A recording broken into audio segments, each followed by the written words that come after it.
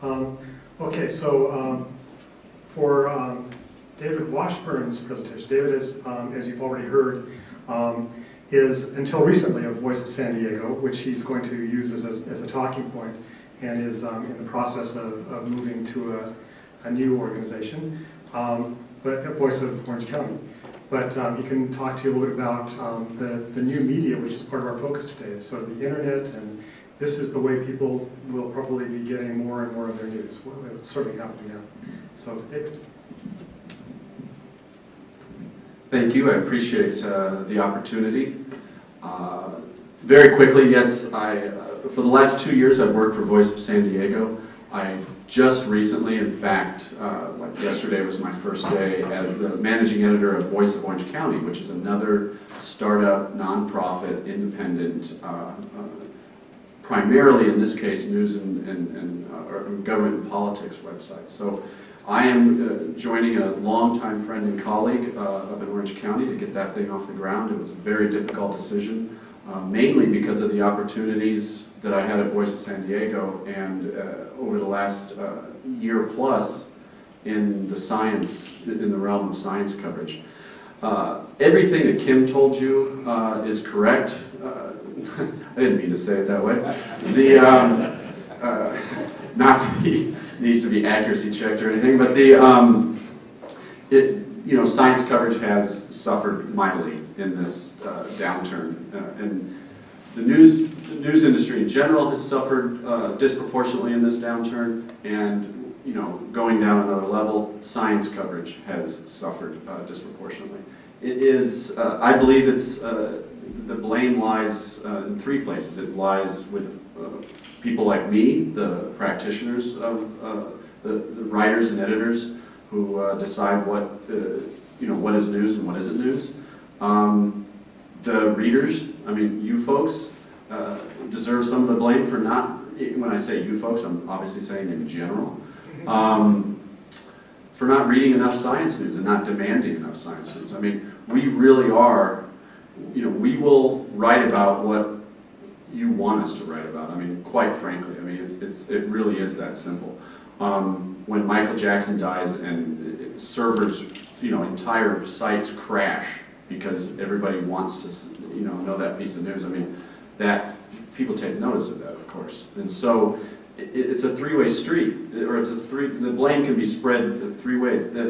I believe the scientists have some responsibility here too. Is that they want their stuff out there, and they need to do, quite frankly, a better job of engaging the public in what they do, and make an effort to get out there and do that. So I think everybody needs to kind of step up a little bit if we want science coverage to continue and for it to become more robust.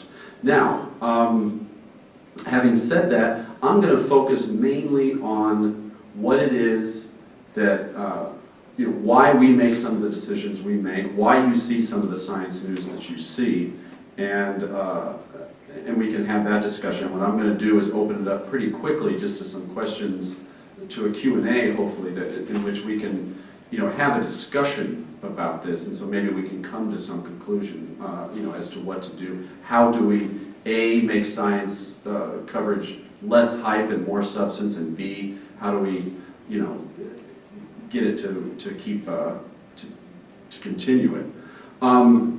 First thing I want to do is just I do think that Voice of San Diego is a rare success story in recent years, not only in the world of journalism in general, but in as far as science coverage.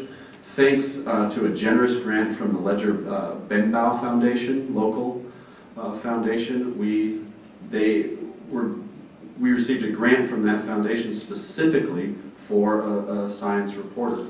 And the reason was it was a response to what's happened as far as the science reporters being laid off, taking the buyouts, their positions being eliminated, science sections going away. That was noticed, and this is a response to it. And so we have, for more than a year, had a specific science site, and I will just kind of go through it and give you some examples of what we're doing.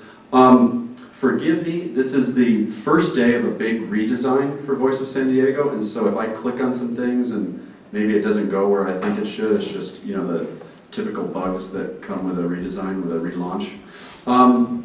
So the way we cover it is we try to do as much as we can. Now, Kim talks about basic science, and that is, like biology, physics. I mean, what are the breakthroughs in those fields? And that, quite frankly, it is, as Kim said, some of the most difficult science to kind of really engage the readership about, because it is, you have a hard time saying, okay, so what does this mean to me in my daily life that that there was this breakthrough in biology or in physics or something like that. And the reality is that it could be a tremendous impact on your life, but it's not going to be noticeable when you wake up in the morning or immediately. I mean, this kind of research is, there's a lot of times that there's a long way to go before it's going to have an impact. But as we know from things that have happened, everything from the advances that we have experienced in our health and in technology, that these, everything that we take for granted today, whether it be, treatments for, diseases or whatever, at one point in time was a discovery that, took a long time to develop. So, having said that, it is tough to do the basic science reporting. We do as good a job as we can with it. A lot of the science that we do, like we try to mix it up. We have, like, let's just say, here's some of the stories we've done recently.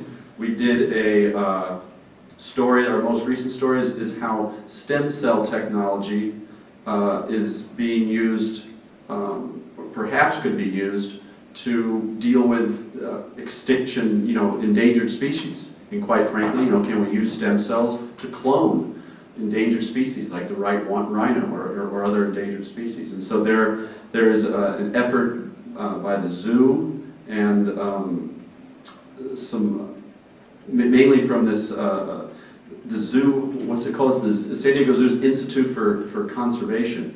You have some researchers doing that kind of research for that. Another type of science, so we kind of try to mix it up, where we do that kind of science, where we're looking at, discovery type science, and then we're also, San Diego is home to one of the 3 largest biotech hubs in the world. I mean, you essentially have the Bay Area, you have San Diego, and then you have Boston, the 3 areas where biotech you have established hubs. And so we have hundreds of companies that employ tens of thousands of people and have billions of dollars of impact on the local economy from biotech.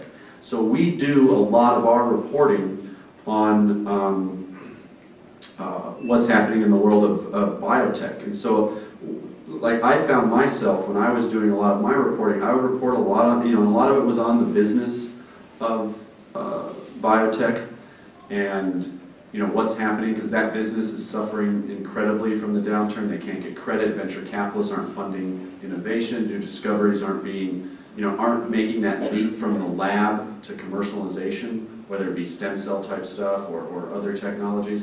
And so there's a lot to be written about there. And so I write about, and also with the healthcare reform, you have, with the healthcare reform, you have issues as far as biotech, and because they develop drugs, they depend on the revenues from those drugs. We're trying to, the part of healthcare reform is cutting the cost of pharmaceuticals, and so there's a big political issue there, and we've covered some of that. But so a lot of it's that. We've done some things on efforts that's happening right now to fight some of those. You talk about personal health. Those are the types of stories that get a lot of attention. And so we do, within our rotation, within our mix, try to do stories, not the stuff like, this diet will do this for you, or that kind of poppy, I guess is the word for it, health coverage, but stuff like, the very important issue of, those staph infections that are antibiotic resistance in hospitals, and that there are people here that are working on that kind of research to develop. Not only you have the researchers doing that, but you have companies developing products for that. So that's some of the stuff we've done. And then again, like Kim was saying, we have a blog, and again, forgive me a little bit, I'm trying to, some of the site redesign, some of the stuff that was there before is not so much there the same way. Here we go, recent posts. So, in addition to that, whoops, see, well, there you go. That's the beauty of redesigns. So, we do have blogs where I will be writing, doing Q&As with researchers, just quick, like 2 or 3 question Q&As. I will, keeping up with stories that we wrote about, that we have follow-ups on. And then, like Kim was saying, we're continuing to try to get scientists to write, we'll give you the space, we'll give you the pixels if you're willing to, sit down and write something, about your research or about an issue you think needs to be aired in the world of science that's not being aired. So that is, we are trying to create, essentially what can best be described as a community of, a community of people where it's not just us writing stories, that there's an interaction between us and not only the scientists, but then the readership. And so we develop an interest in a really robust community around our science coverage. I'm trying to, we have, and again, we're in a situation where we have, some of our, this is new, like we have the RSS feeds directly, now I don't know where they are right now, but they are, here's our Twitter feed. I don't know what, Kim, obviously we'll get that squared away soon. Let me see, what do we have? I'm not seeing where they're putting the RSS feeds. They used to have them just right at the bottom of the page. But again, this is the first day of a redesign, so there's just probably some things they still need to get squared away. But what we have is the RSS feeds, where you can read our stories, but then you can go down to UCSD's feed. You can go to Scripps Institution of Oceanography's feed. You can go to these, and you can get, if you really want to drill down and find out what all the research is happening, you can go straight there. And as Kim was saying, the writing, it's not like dry researcher writing. You pull up some of the, the releases that they're doing on basic things. It's journalists and talented journalists writing about, obviously from a point of view, it's not going to be, a UCSD release is not going to, it's just basically going to say, well, here's the research we're doing, this is the impact it has. It's not going to, for example, seek out, other researchers who might have issues with it or stuff like that, so they will handle it differently than I might covering it as a news story. But if you want to learn about what's going on and learn about it in an engaging way, you can just go straight to the RSS feeds of the various institutions and really, have a good time reading about it. Just to kind of, and I do want to open it up to just some questions about, if you want any information about, how do stories get chosen and things like that, and kind of the, how the sausage is made, questions, I'd be happy to answer those.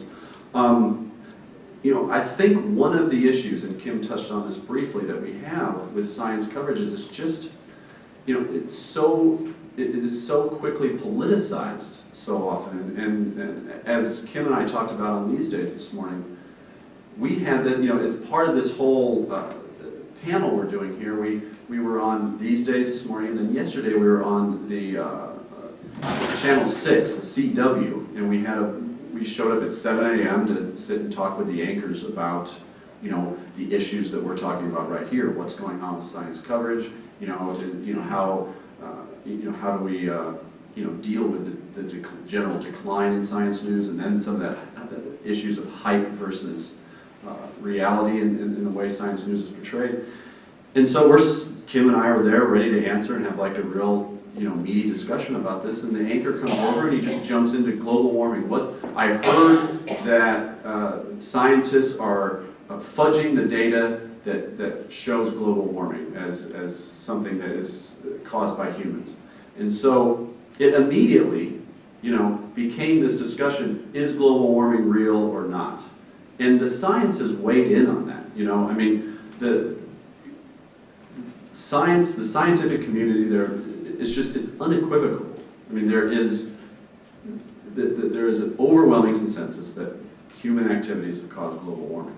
And so, but if we keep if that becomes the, you know, whatever, if you continue that political controversy over it, right? There's still going to be, you know, is global warming for real? And that still gets a lot of hits, you know, and that still gets a lot of response. Then those kind of stories are still going to dominate. And other stories about basic science, about some of the important basic research that goes on, you know, will never make it to the front page or even to the front page of the science section, because it's going to be, well, what gets us the clicks?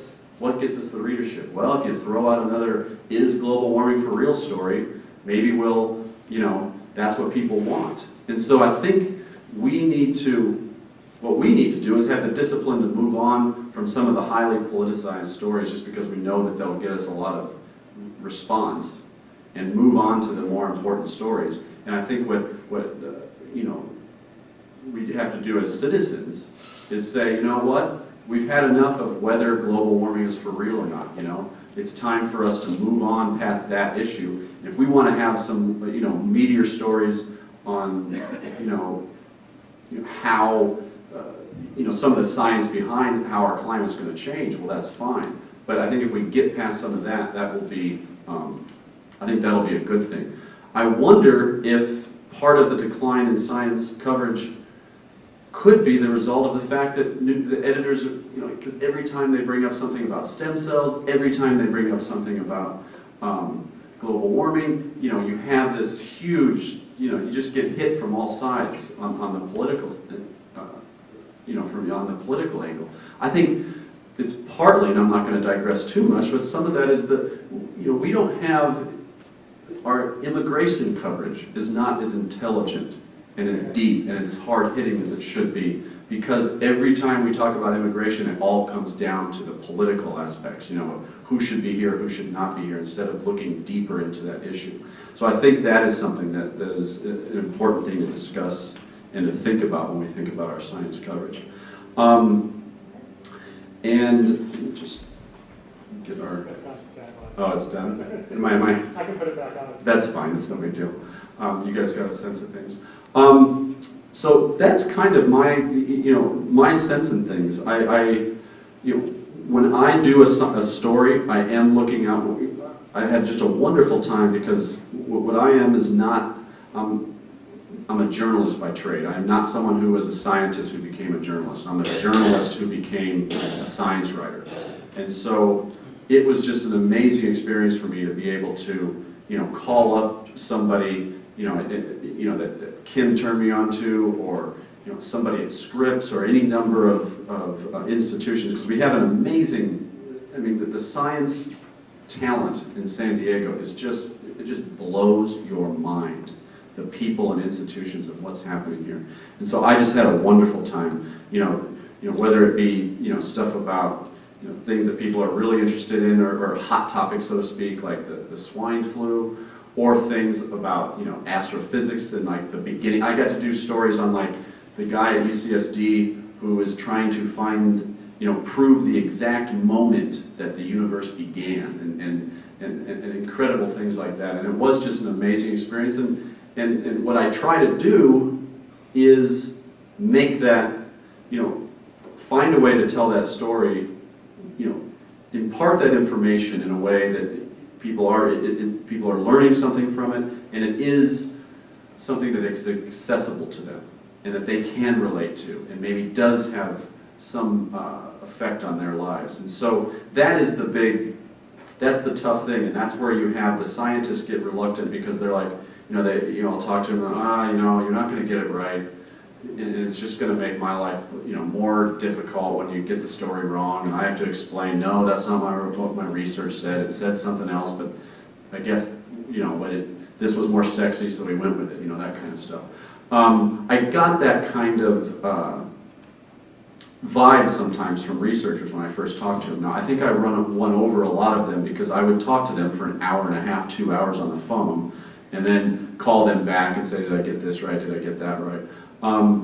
However, that is an issue as far as I have to write stories that are accessible to the lay person, but at the same time, I do want scientists to respect my writing and respect what I'm doing, and and gain an audience of scientists, because I think and Kim can answer this more accurately, but I don't think scientists put much stock in like the science section of the daily newspaper. I think that's not what they're reading. If they want to have science news, they're reading, far more high-level stuff. I mean, they're reading Nature and the Science magazine and stuff like that.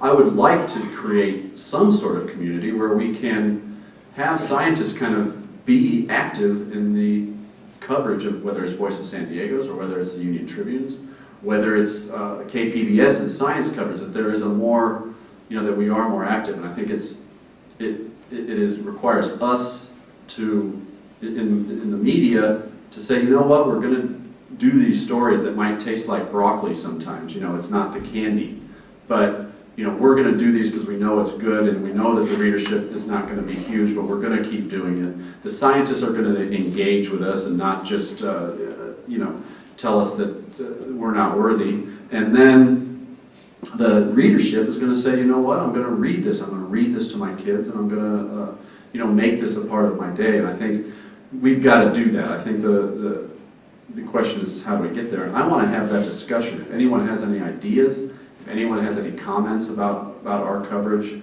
Voice of San Diego in particular, the media in general, I think now's a good time to, maybe have some of that. So why don't I open it up right now? Sir. It seems like you've tried to preempt this, but to me, it's probably the most important story that's come out over the past 2 weeks. And that's whether or not these scientists are fudging their data about global warming, or whether or not they're discarding their initial data, or whether they're using tricks in order to present that data to us.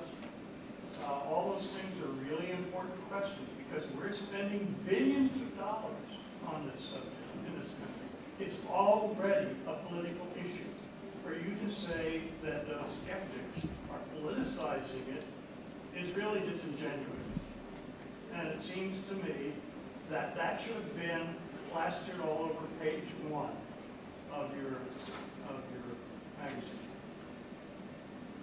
Well, I mean, that is a very, you raise an important, I don't know how to respond to that, quite frankly, because there are certain things. It's like the gentleman said, what do you do about the 40% of people who don't believe in evolution? Evolution has been, and Kim, you can help me out here. Evolution has been proven. Global warming has been proven. I don't know. Evolution is a theory.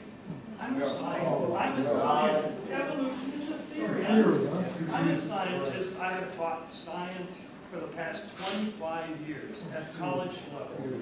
And I believe in evolution because it's a good theory. But it's a theory. It's a theory like Einstein's theory and like the theory of germ theory. Warming, and all those things are subject to review. But it seems like none of the newspapers are picking up this story. Actually, your point is an excellent one. It is a theory, and I think part of the issue here isn't whether it's a theory or not. The point is that that's the best science that we have in that area. That's why that's what we work with. I agree. And I think the argument here is that for global warming, the evidence is pretty overwhelming from most scientists in the world. And if we argued that 98% of scientists are working together in a conspiracy to lie to us about that, then that's just that 98% of people in any group would probably be willing to do that. And I would like to think that 98% of the people in this room would rather be honest than dishonest. I don't know the data on scientists fabricating the data, but I think what we should talk about today is focus not on whether that particular story is right or wrong, but I think what we have is, we've hit on several of them. We've talked about vaccines before here, we've talked about stem cells in this area before, we've talked about global warming, we've talked about evolution. And in each of these areas, rightly or wrongly, there is an almost overwhelming scientific consensus, but it is not unanimous on anything, and you would not expect it to be unanimous on anything. I think the question from a news media perspective is, what do we do to help make those stories that is our best understanding of science now, make them understood. And if there is some data that disagrees with that, then what's the place for that? And I think that's a fair question. But